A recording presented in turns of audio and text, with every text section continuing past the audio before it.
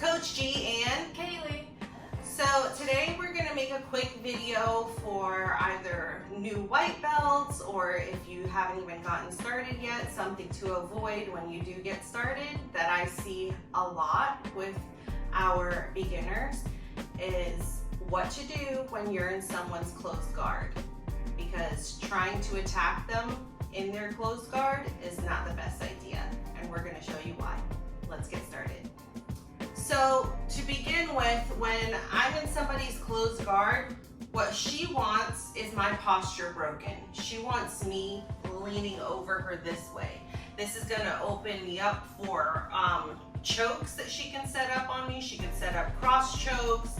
She can reach over my head and start setting up Ezekiel, different things like that, right? So my posture is super important when I'm inside someone's closed guard. Posture and your base. If my base is bad, meaning my knees are close together, just with her swinging her legs, she can really off balance me here and sweep me, right? So when I'm in her closed guard, I want to make sure that my knees are right almost on the outside of her hips. So this gives me a strong base. So now if she twists and tries to just push me over, I can stay on top and hold my balance. Now my posture, like I said before, she wants me leaning over. She's constantly trying to break my posture, right? I want to make sure, so think of where her belly button is or her belt line would be. There's a line there. I don't want my head over that line, okay? So I want to keep my head back. My hands on the hips. I don't want my elbows flared out because she could easily grab on the outside of the elbows, bring her knees to her chest. Again, my posture's broken all over again. So if I put my hands on her hips and I turn my elbows in, so the front of my arm here is facing the ceiling, and I stay here strong and she tries to bring her knees to her chest, I can keep myself here, holding a good posture. Another thing, I see a lot of beginners when they're in the closed guard think this is the perfect opportunity because they're on top, right, to try and submit their opponent from here. But I would not continue to do that because this is not what you should be trying to do in the closed guard. More times than none, you're gonna end up in a bad position and being the one that's getting tapped out or swept. Let me show you why.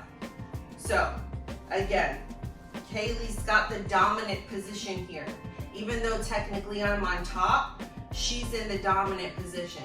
If I was on mount, I would be in the dominant position. But being in her closed guard, she is the one that has the dominant position here.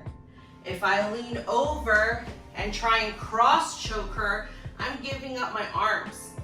She's gonna hold on to this arm, she's gonna switch her hips and arm bar me. Right? So while I thought that might have been a good idea, it turns out that is not a good idea, right? Come back. If I'm reaching down and trying to hug her head here and really drive into her posture here, right? She's gonna be trapping this arm so she can bring this arm under my neck, and she traps my shoulder, keeping me here, right?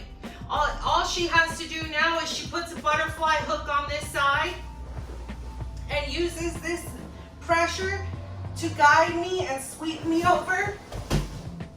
And now I've been swept. So again, two scenarios there where what happened? I put my posture over her, I'm extending my arms or keeping my posture low, and it put me in a bad spot. So what do we want to do? Instead of trying to attack them, we need to work on opening the guard and then passing. When you're opening the guard, do not reach one hand back trying to open like this. You're inviting yourself into a triangle. Okay, my hand's already back. I've already eliminated an arm. She's gonna open and catch. And now I'm in trouble all over again. So again, starting off, You can learn how to open the guard from a seated position, from your knees. So making sure that I keep her hips on the mat. If she can move her hips, she can replace and keep her guard. So my hands go on her hips and my elbows are tucked, right? You can grab the belt, you can grab the pants here, make a fist, and just pin her hips to the mat. Now I'm gonna slowly, look, I'm leaning forward, but I'm not leaning over. Keeping my posture behind this invisible line. So I'm pinning her hips and I walk my knees back some. When there's enough space there, I can start to let one hand go, post my leg out, push the knee down, and then come here and start looking to knee cut. Open the guard from standing.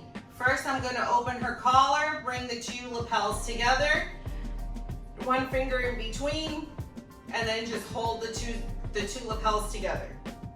I'm gonna grab her wrist and put it underneath my arm.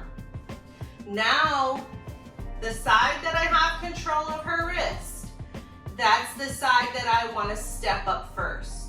So I'm going to lean to the opposite side, come forward, and step my leg up.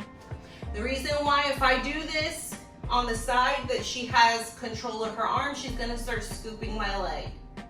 I don't want her to do that. So I lean to the side. Now I'm gonna flare my foot to the side to make it easier to stand.